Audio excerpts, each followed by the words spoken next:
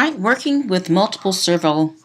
This is a Phidget demonstration using the Phidget22 version. RC servos are used for positioning applications. They are originally designed to control remote control RC airplanes. Their low cost makes them useful as an actuator in prototyping applications. An RC servo can be instructed to move to a desired position by the controller. There are two types of servo motors that we have, 180-degree rotation and one that's a continuous rotation.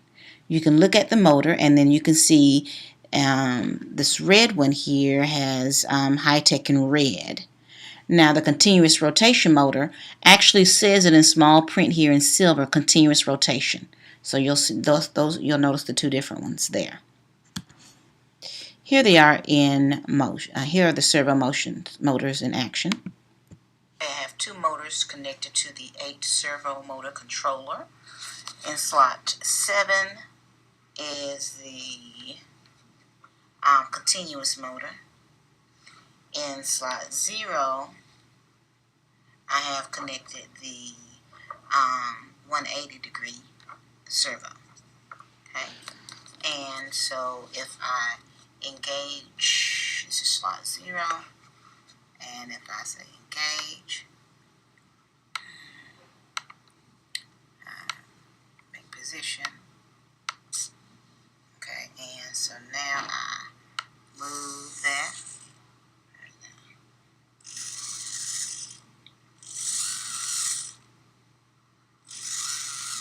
that's 180.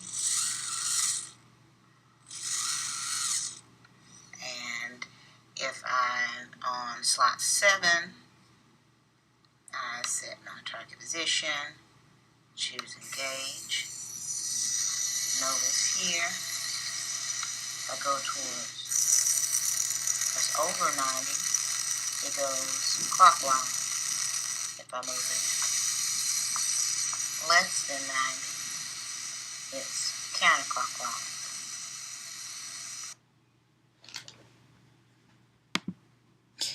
There are different motor controllers that we have over the years. We've collected several. Some of them you'll see that maybe are saying discontinued.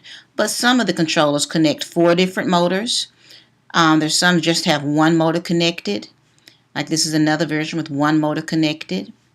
And over here, this one has 8 different motors that you can connect to. This one servo motor controller connects controls 8 different motors. Now, so let's see a program that controls, a Java program that will control several servos. Let's watch the video.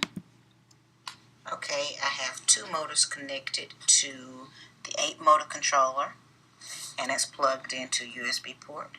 And then I have another motor, a 180-degree motor, plugged into the USB port. So I have one Phidget servo motor controller and then one 8 motor controller. Okay, then I can run my program and let's see. Alright, so with this first one here, it goes 180 degrees.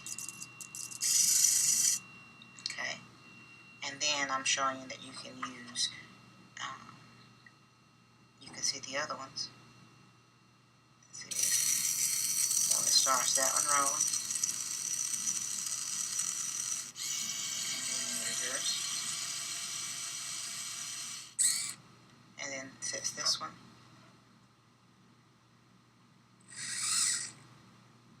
Alright, 0.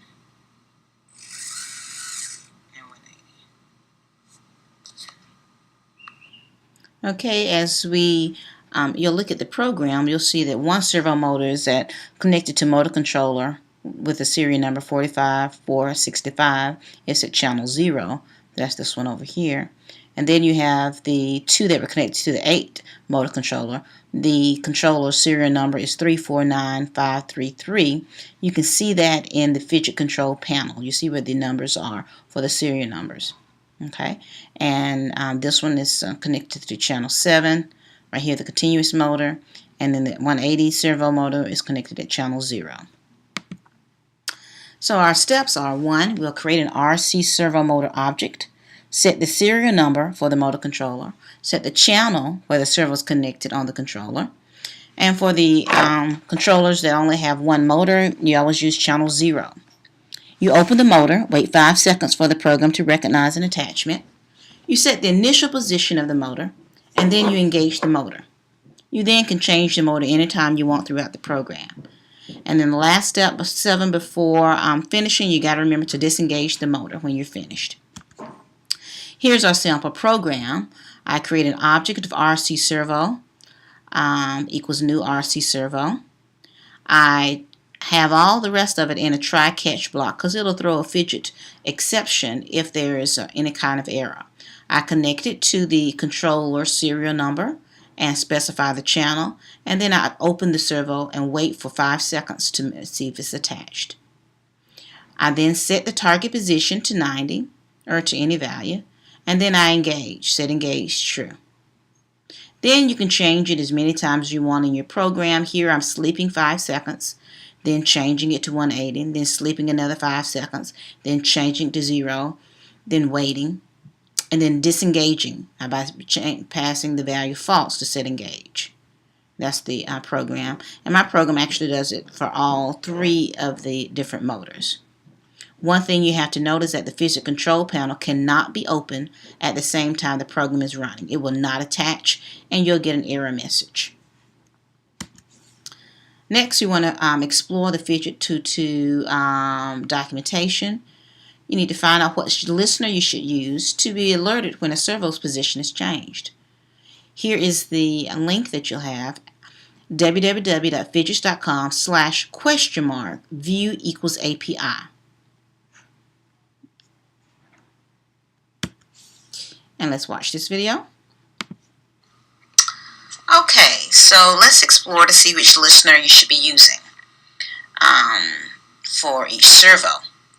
Let's first find the servo that are connected. Alright, if you go on my Mac, if you go to Applications, you then go to Phidget Control Panel. Alright, and you should see the control panel starting up. And when you have your different controllers connected, they will appear here.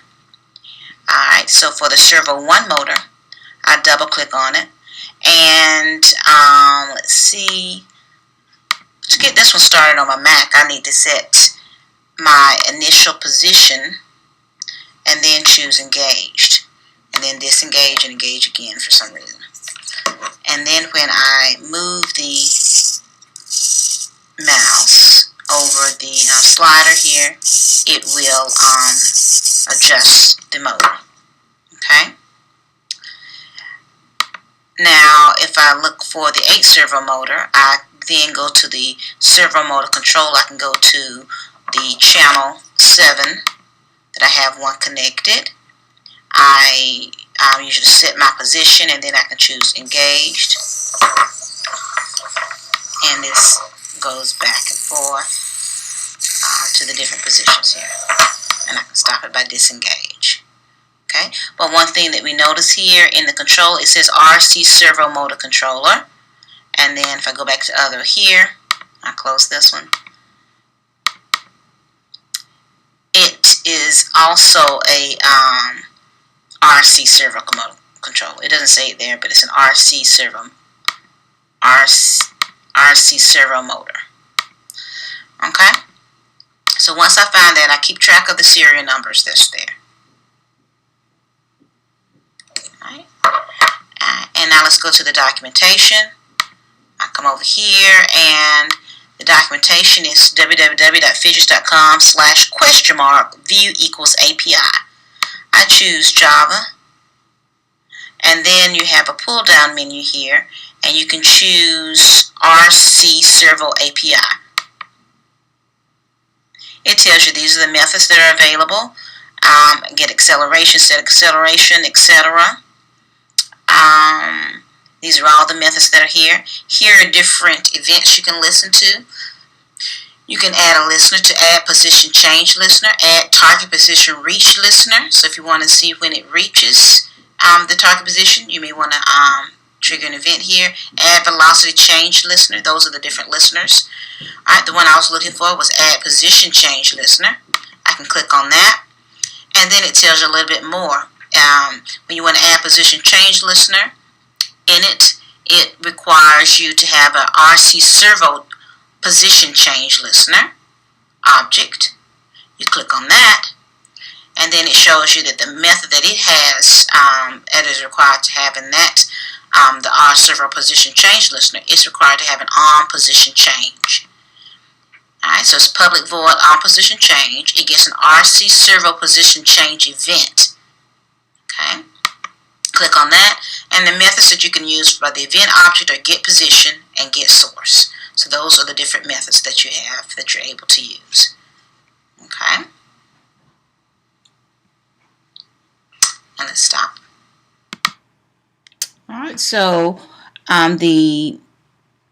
in this example here, I'm showing you that I open up a servo, wait 5 seconds, and then I've added a position change listener. In it, I've created an anonymous object here, a new RC Servo position change listener, and the method it's required to have is the on position change listener, which takes an RC Servo position change event. And I'm able to call the get position method of that event, and it will record the event. I'll give you the full program that you have so you can look and see how everything works together. But you have to remember those are my serial numbers that I've used, and it will not work with yours if you have different motor controllers than what I've used. Okay?